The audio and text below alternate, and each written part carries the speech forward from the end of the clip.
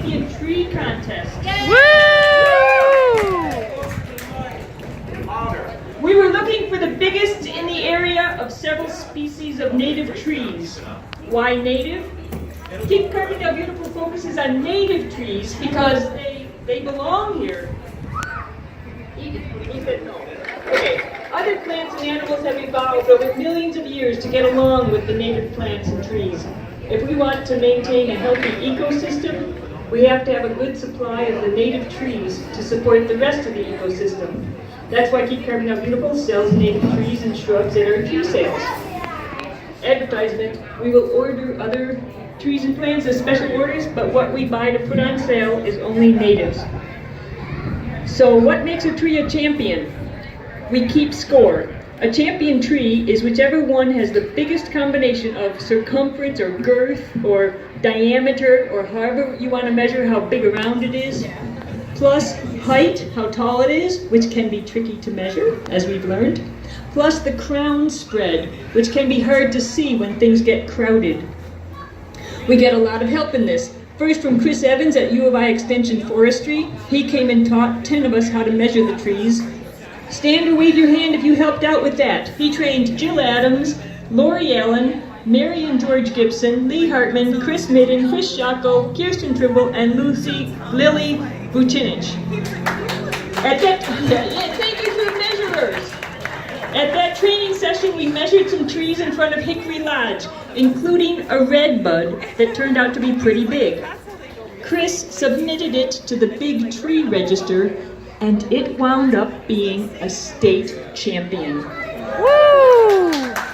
The state gives out certificates to the nominator, and he said it was Keep Carbondale Beautiful, so we'll get a certificate, and to the property owner, which is Carbondale Park District, which means Kathy Renfro, Executive Director at the Park District, will get one too.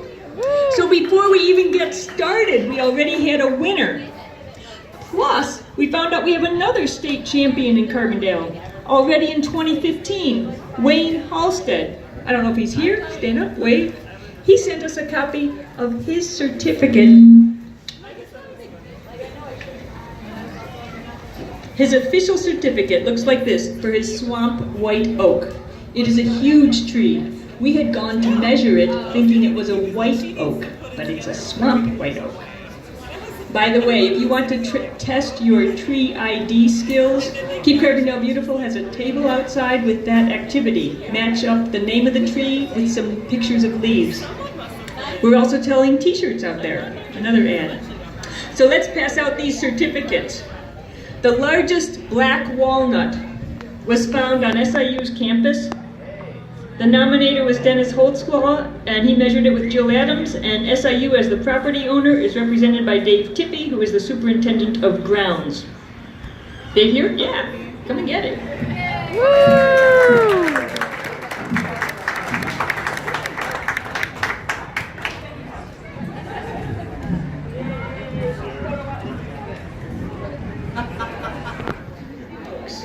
There are a lot of pin oaks in Carbondale, and they are some of our biggest trees. The biggest one we found belongs to Kathy Hall, and she nominated it.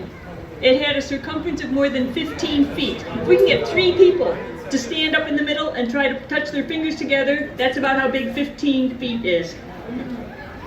No. So congratulations to Kathy. Is she here? There she is.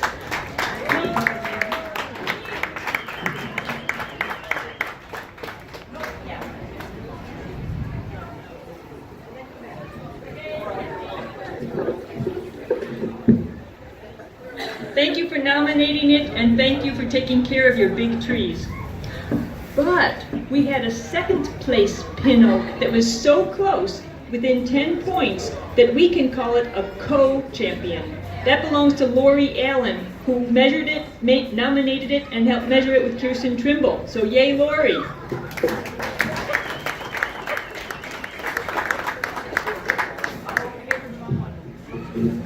Go find Kathy. All right. Sweet gum trees. People complain about them all the time, but it was not always so. 50, 60 years ago, they planted a lot of them. Riding around town looking for trees, so many of The big ones were sweet gums. We had many contenders, and we may have some challenges to this year's winner, but for now, the champion sweet gum tree is the one at Phil Brown's house. It was nominated by Nick Owen, who measured it with Lily Vucinich.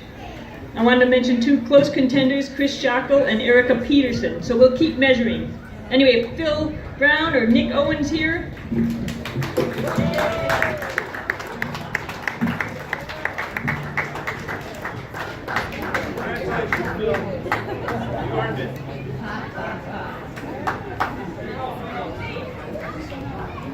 Pinot, sweet gum.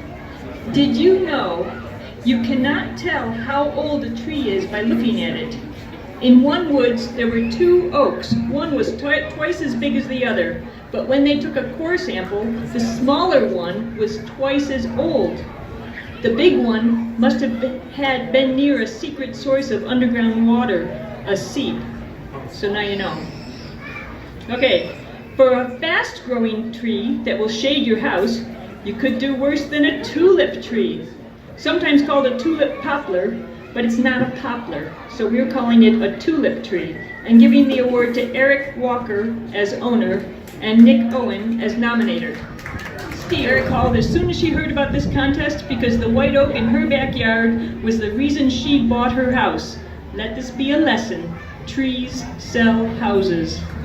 Studies show they can add 7 to 15% to the property value. So this is Joan Steele. Is she gonna be here tonight? Yay for Joan. And another lesson. We had a white oak nominated behind Carbondale Times, and the very day we went to measure it, we walk up, yellow tape. It had just fallen on the house. The owner was there. He goes, "Who knew? It still had leaves." But I looked, and it was still totally covered with vines. Vines crawling up your tree are not good. A little Virginia creeper is okay, but just keep it in check. That tree was rotted out, and there would have been signs on the trunk of the tree if anyone had come to look. You gotta take care of trees. Remember, they need water in a drought, like now. Annuals you can replant next year, but trees, no. Okay, one last certificate. Dave Armstrong sent in a couple of honkers. One of them we went to look at.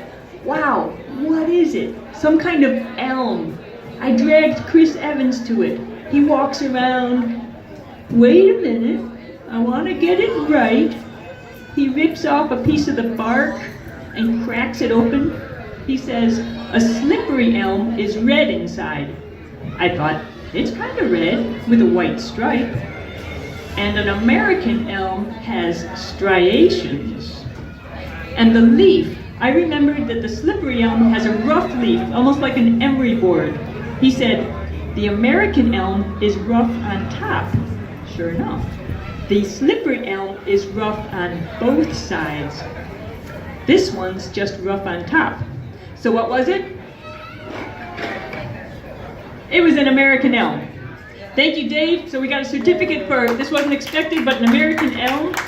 Dave nominated it, so thank you for bringing it to our attention and for your enthusiasm for trees. Yay, Dave. Thank you. There you go. Thank you. That's awesome. Yay, Dave. Please take a tree sale notice or two. You know that neighbor of yours whose house looks kind of naked in front could really use another tree or bush? Give this to them. It's the best investment you could make in your property. Just take care of those trees. So thank you everyone, and let's hear it for the tree lovers. Woo!